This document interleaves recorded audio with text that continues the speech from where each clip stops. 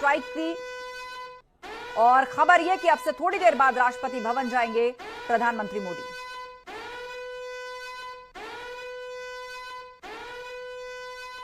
और इस बीच एक और बड़ी खबर आपको बता दें, हमले के बाद मलबे में शव तलाशते दिखे पाकिस्तान के सुरक्षा कर्मी।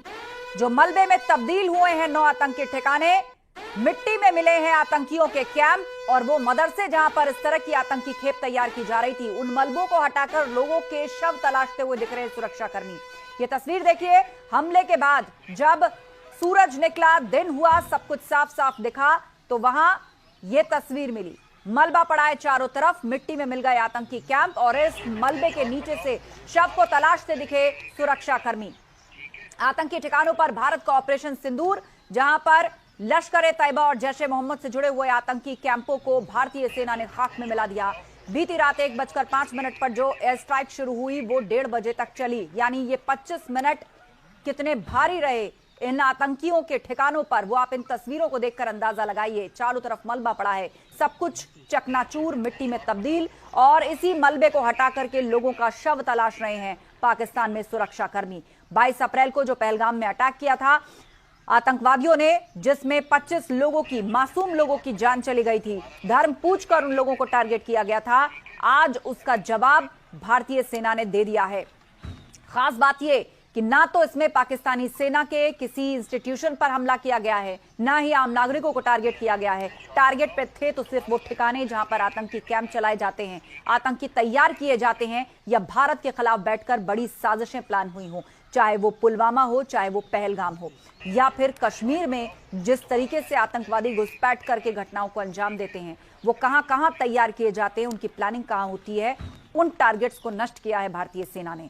और उसके बाद मिट्टी के ढेर और मलबे में तब्दील ये पूरा भंडार जो आप देख रहे हैं, उसके बीच में एक एक ईंट पत्थर को हटा करके लोगों के शवों को तलाशा जा रहा है। अंदाजा लगाया जा रहा है यहां कौन कौन था बीती रात जो कि इस मिसाइल हमले में मारा गया।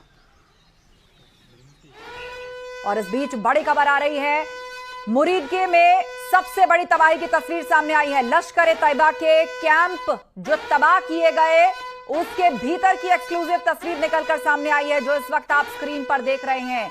मुरीदके में मारे गए हैं कई आतंकी, और उसके बाद यहां का जो कैंप चल रहा था, ये इमारत जिसमें आतंकी तैयार किए जाते थे, आतंक की ट्रेनिंग की जाती थी, उनका ब्रेन वॉश किया जाता था, उनके अंदर नफरत और कत्लो गारत की सोच भरी जाती थी, उसका हाल आप देख लीजिए किस तरह तबाह हो गया है लश्कर-ए-तैयबा का ये कैंप। भीतर की तस्वीरें आप देखिए, भारत की एयर स्ट्राइक में यह पूरी तरीके से नष्ट हो गया है। मुरीदके में सबसे बड़ी तबाही की तस्वीर सामने आई है, जहां पर लश्कर-ए-तैयबा के तबाह कैंप की यह तस्वीर है। चारों तरफ पत्थर बिखरे पड़े हैं, क्योंकि यहां पर ताबड़तोड़ मिसाइल हमले भारत ने किए हैं। बीती रात जब पाकिस्तान को अंदाजा भी नहीं होगा, वो ये उम्मीद कर रहा था कि भारत अभी कुछ समय और लेगा, हालांकि अंदर ही अंदर उसकी हालत खराब थी, उसे पता था कि भारत इसका जवाब जरूर देगा, लेकिन इतनी जल्दी और इस तरीके से देगा। एयर स्ट्राइक के बाद किस तरीके से ध्वस्त हुए 9 ठिकाने आतंकियों के अलग अलग जगहों पर, लश्कर-ए-तैयबा का यह कैंप पूरी तरीके से तबाह हो गया। उसकी एक्सक्लूसिव तस्वीर इस वक्त आप स्क्रीन पर देख रहे हैं।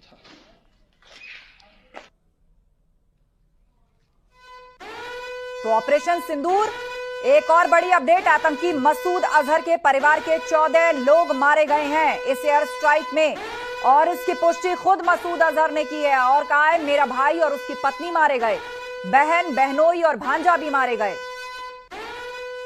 इस एयर स्ट्राइक में मसूद अजहर के भी मदरसे को निशाना बनाया गया था, जहां से लगातार उसके नफरती भाषण, लोगों को उकसाना, आतंकियों को ट्रेनिंग देना, भारत के खिलाफ साजिशें करना, वो सब कुछ लगातार सामने था।